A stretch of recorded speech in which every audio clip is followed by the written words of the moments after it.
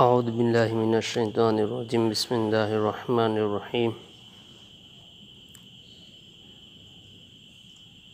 लैसल बिर्र अन तुवल्लू वुजूहकुम क़िबलल मशरिक़ि वल मग़रिबि वलाकिन्नल बिर्र मन आमन बिल्लाहि वल यौमिल आख़िरि वल मलाइकति वल किताबि वन नबिय्यीन व आतल माल अला हुब्बिहि ज़विल क़ुर्बा वल यतामा वल मसाकीन वब्नस सबीली वस्साइलीन व फिर रिक़ाब व क़ामस्सलात व आतज़ ज़कात वल मूफ़ून बिअहदिहिम इज़ा आहदू वस्साबिरीन फ़िल बअसाइ वज़्ज़र्राइ व हीनल बअस उलाइका अल्लज़ीना सदक़ू व उलाइका हुमुल मुत्तक़ून।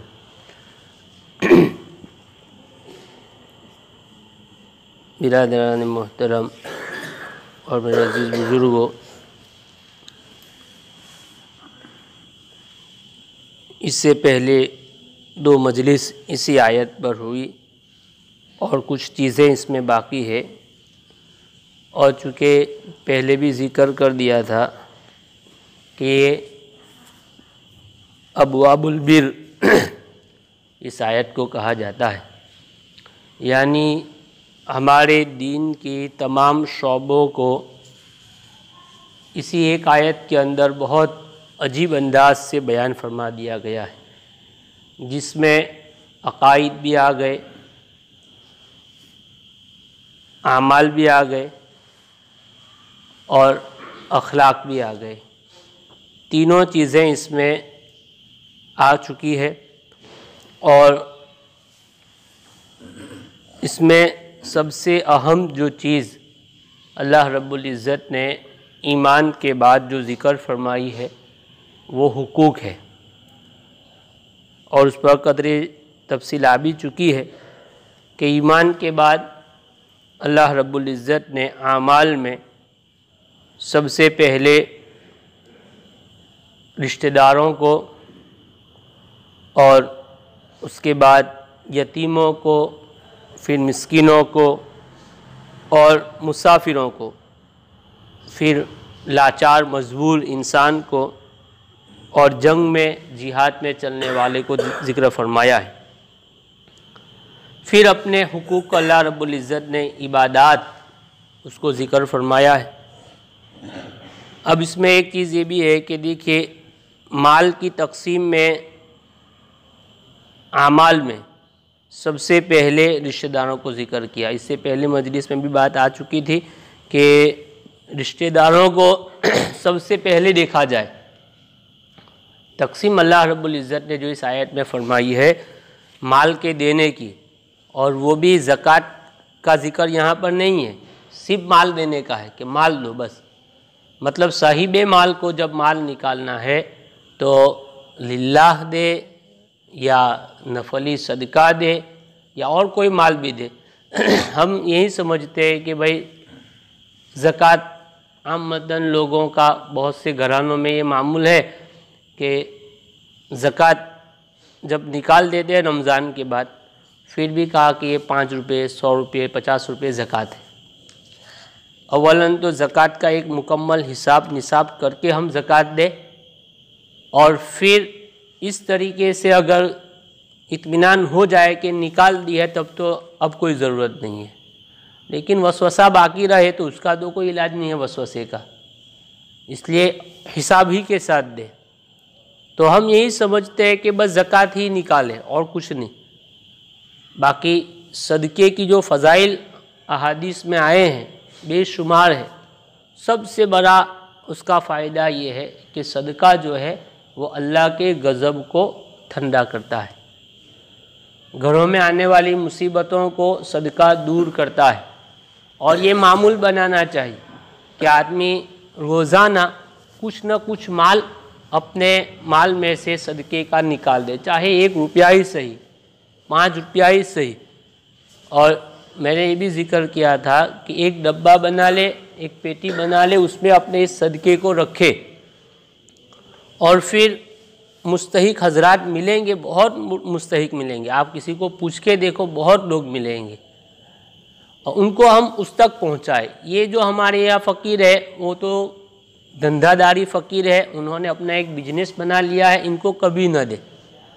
बहुत से ऐसे घराने हैं कि वो बच्चों की फ़ीस देने जाते हैं तो दुकान का राशन भी नहीं खरीद पाते हैं। बहुत से ऐसे घराने हैं कि वो दवा दारू करने जाते हैं तो दूध के पैसे भी 2 महीने के बाद देते हैं। ये ऐसे लोग हकदार हैं, इनको तलाश कर करके दे। वआतल माल अला हुब्बिही ज़विल कुर्बा, और उनमें भी सबसे पहले रिश्तेदारों में देखे, तहकीक करे और फिर जो है इस तरीके से इनको माल पहुंचाए। और दूसरी बात इसमें ये भी याद रखें कि हम बहुत सी मर्तबा सदक़े ही के लिए खास कर देते हैं लोगों को कि मौल साहब है तो इनको सदका ही देंगे, इनको ज़कात ही देंगे, रिश्तेदार है तो इनको जो है, गरीब है तो रिश्तेदारों को ज़कात ही देते हैं, या सदका है सदका ही देंगे। हालांकि ये तकसीम गलत है हमारी अपनी तरफ से, इसलिए कि बाज़ मर्तबा लिल्लाह माल भी हम निकालें, लिल्लाह भी निकालें, भले कम हो थोड़ा हो लेकिन लिल्लाह भी निकालें। और रिश्तेदारों का खूब ख्याल रखें। कल क़यामत के दिन ये लोग हमसे सवाल करेंगे अगर हमने उनकी रिश्तेदारी का ख्याल नहीं किया तो, ये हमारी गर्दन पकड़ेंगे। बल्कि हदीस में ये लफ्ज़ आता है कि वो अल्लाह के अर्श को पकड़ेगा, रिश्तेदारी अल्लाह के अर्श को पकड़ेगी। और कहा कि अल्लाह, इसने मुझे दुनिया में तोड़ा था तो इसको तोड़ दे। हाँ, रिश्तेदारों के बड़े हुकूक हैं हम पर। तो सबसे पहले, और तकसीम भी आप देखो सबको लिया अल्लाह रब्बुल इज़्ज़त ने, रिश्तेदार, यतीम, मिस्कीन, लाचार और जिहाद में निकलने वाले, सफ़र में निकलने वाले। यानी इस्लाम ने हुकूकुल इबाद, जिसको कहते हैं ह्यूमन राइट्स लोगों के, उसका कितना ख्याल किया कि भाई इससे पहले इसको आप दो, फिर मेरी इबादत है, उसका मसला बाद में। और याद रखो एक बहुत काम की बात हकीमुल उम्मत मुजद्दिद मिल्लत हज़रत मौलाना अशरफ अली साहब थानवी रहमतुल्लाह अलैह ने जिक्र फरमाई है कि अगर हम हुकूकुल इबाद अदा नहीं करेंगे, ये सब हुकूकुल इबाद है जो अभी जिक्र किए इस आयत में, हुकूकुल इबाद अगर हम अदा नहीं करेंगे तो इसका नुकसान मुतअद्दी होगा, लोगों तक पहुँचेगा। लोगों के हुकूक है, पड़ोसियों के हुकूक है, रिश्तेदारों के हुकूक है, हमने उनके साथ बदसलूकी की, उनके साथ हसद किया, उनकी गिबतें की, उनके हुकूक नहीं दिए तो सबको उसका नुकसान पहुँचा। और हुकूकुल्लाह का नुकसान, नमाज नहीं पढ़ी तो उसमें अल्लाह ही का हमने नुकसान किया है, रोज़े नहीं रखे अल्लाह ही का, मुतअद्दी नहीं है, लेकिन लोगों के हुकूक हमने ज़ाय किए तो अल्लाह की तरफ से जो अवामिर है उसका नुकसान तो है ही, लेकिन उसका फसाद पूरे मुआशरे में होगा। इसका खूब ख्याल रखें कि लोगों के हुकूक सबसे पहले अदा। और इसीलिए हज़रत हकीमुल उम्मत मौलाना फरमाते हैं, हज़रत मौलाना अशरफ अली साहब थानवी रहमतुल्लाह अलैह, कि यह अजीब बात है कि हम हुकूकुल्लाह के छूटने पर तो गुनाह समझते हैं कि नमाज नहीं पढ़ी अब उसको खाना भी अच्छा नहीं लगेगा, रोज़े नहीं रखे तो कहा हो ही नहीं सकता कि रमज़ान हो मेरे रोज़े ना हो, ज़कात भी अदा होती है, लेकिन हुकूकुल इबाद जब ज़ाये होते हैं और उनकी किसी की गीबत कर ली, किसी से हसद कर लिया, रिश्तेदारों के हुकूक नहीं दिए तो कोई परवाह नहीं, कुछ भी नहीं, नमाज नमाजी है, रोज़े रोज़ेदार है, लेकिन उसकी कोई परवाह नहीं। और आयत ये बतलाती है कि सबसे पहले इसका हक है, इनको दिया जाए, इनका फ़िक्र किया जाए। तो ज़विल कुर्बा रिश्तेदारों को, तो ये बात यहाँ से चली थी कि माल हम अगर सदका वगैरह निकालें तो कभी कभी लिल्लाह भी दें, इसलिए कि सदक़े में तो ये भी नीयत है कि भाई ये जो है बच्चा बीमार है तो वो अच्छा हो जाए। ज़कात में तो कहा कि ज़कात नहीं देंगे तो माल चोरी हो जाएगी। और लफ्ज़ अल्लाह पाक लाए हैं अला हुब्बिही, माल की मोहब्बत के बावजूद लोगों को ज़कात देता हो, लोगों को माल देता हो। अला हुब्बिही, माल की ये अला हुब्बिही में हा की ज़मीर है, इसके 3 मतलब बयान किए हैं, लेकिन वक्त बहुत हो जाएगा। एक ही मतलब कि उसको माल की बहुत मोहब्बत थी और उसके बावजूद वो माल दे रहा है, तो इशारा इस बात की तरफ है कि लिल्लाह भी निकालो, माल की मोहब्बत है, लिल्लाह देंगे तो बोझ पड़ेगा। और एक बात अभी इस जहन में आ रही है कि बहुत से हजरात बेचारे मुस्तहिक होते हैं ज़कात के वगैरह, तो रमज़ान में जब ज़कात देते हैं तो ज़कात ले लेते हैं, या आम वक्त में ज़कात देते थे, अब उन्हीं को सदका देते हैं, सदका नहीं लेते हैं कि ना सदको तो हमें नहीं लिए इनके। क्यों नहीं लेते हैं? तो कहा बीमारी सब हमारे पर आ जाएगी, बीमारी सब हम पर आ जाएगी। बहुत सी मरतबा ये मसला आता है, लोग पूछते हैं कि मौलवी साहब ज़कात देते हैं तो ले लेते हैं, और सदका तो कहा इसलिए हम सदका नहीं लेते हैं कि सदके के बकरे का गोश्त लेंगे तो जिस नीयत से जिस बीमारी की शिफा के लिए दिया है वो बीमारी हम पे आएगी। तो ये कैसा है?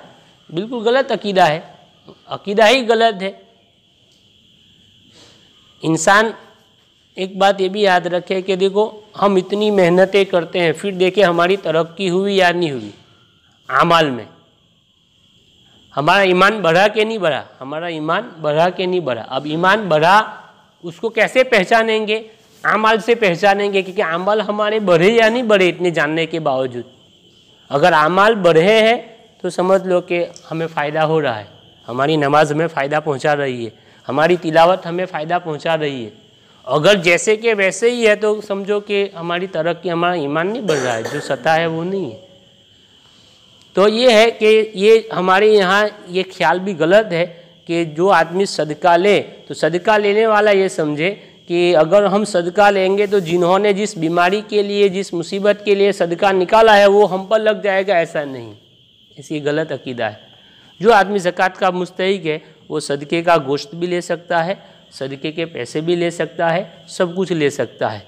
ये उनके लिए है, हमारे लिए तो अल्लाह की तरफ से एक इंतज़ाम है, उसको लेना चाहिए जो आदमी मुस्तहिक है वो।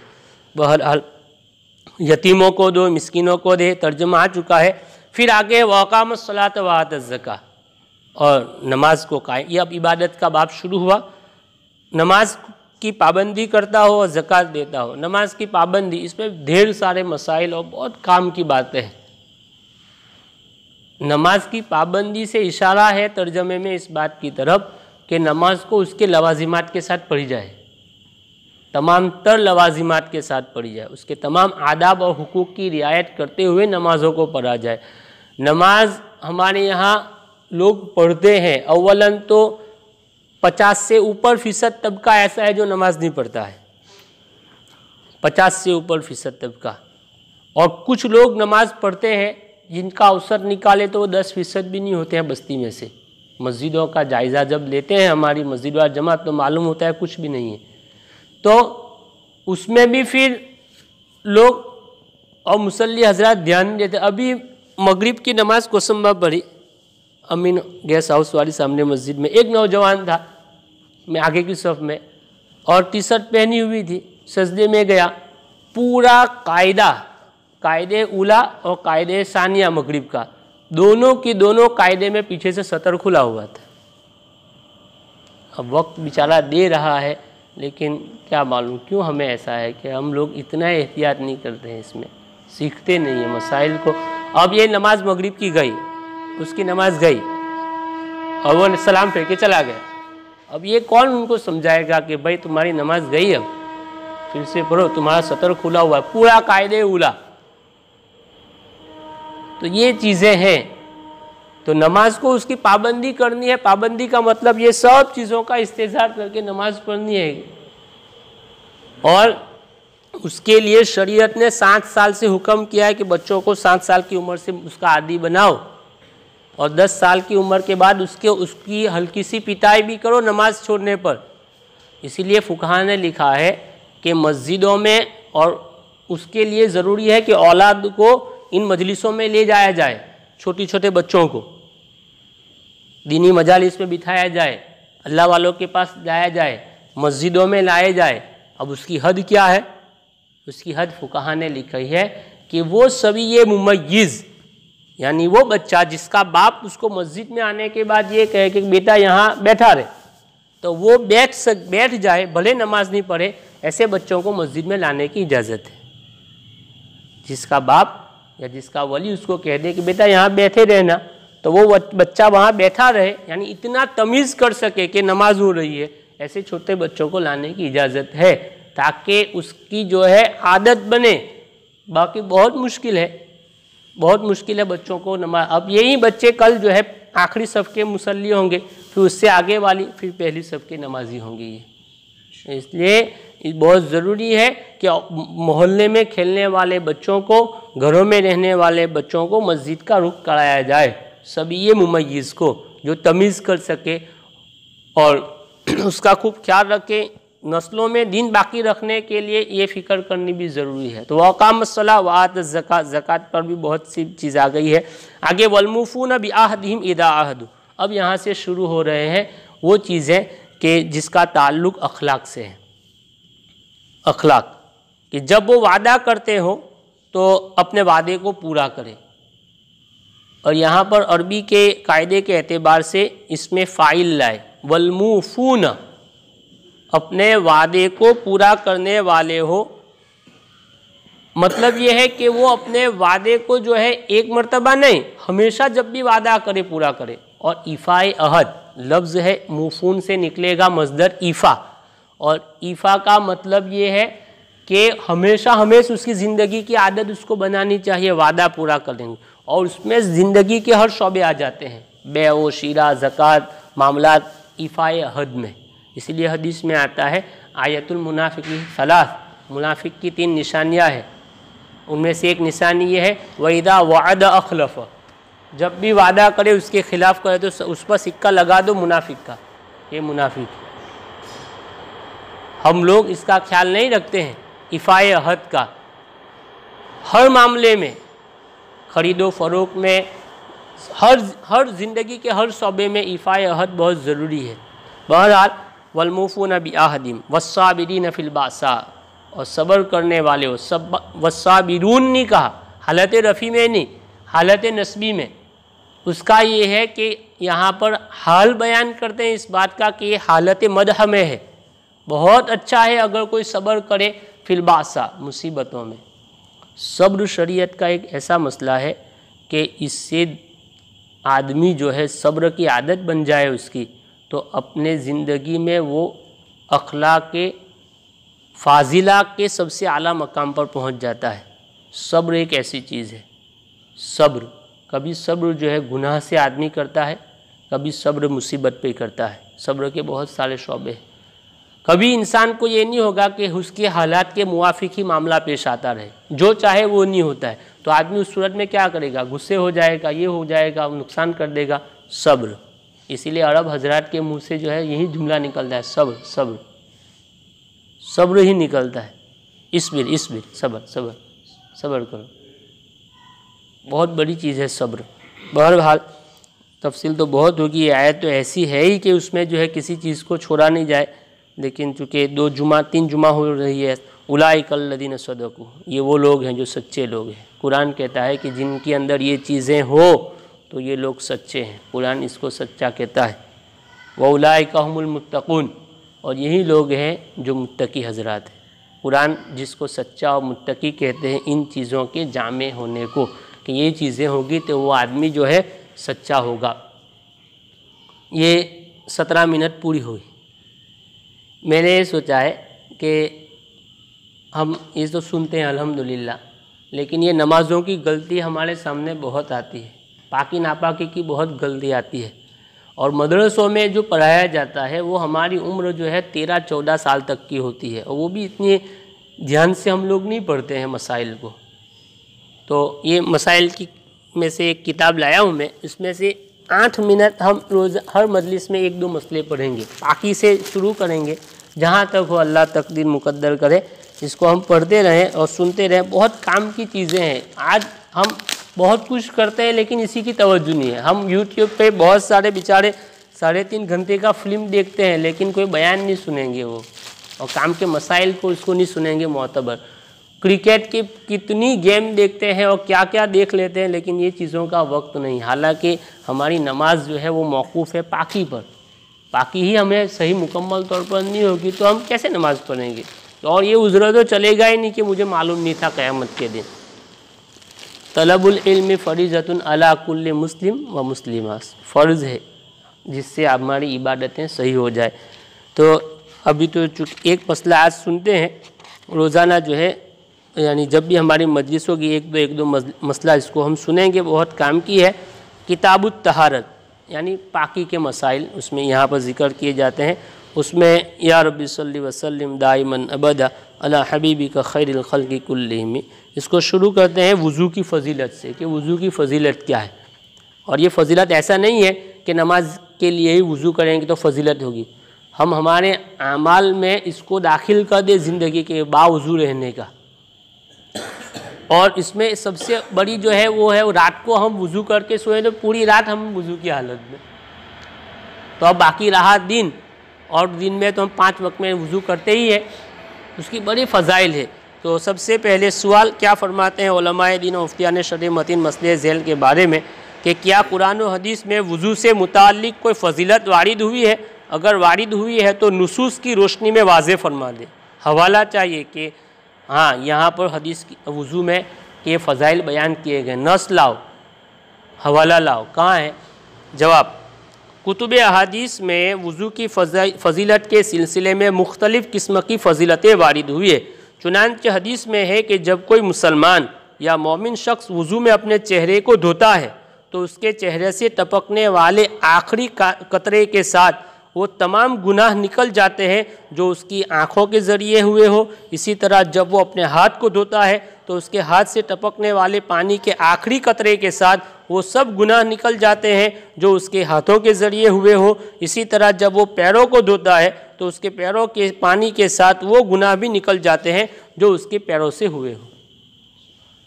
आदमी जब वज़ू करता है तो चेहरे धोता है तो चेहरे के तमाम गुनाह माफ़, हाथ धोता है तो हाथ के गुनाह माफ़, पाँव धोते हैं तो पाँव के गुनाह माफ़, यहाँ तक कि ज़ाहिरी तहारत के साथ गुनाह से भी पाकी हासिल हो जाती है।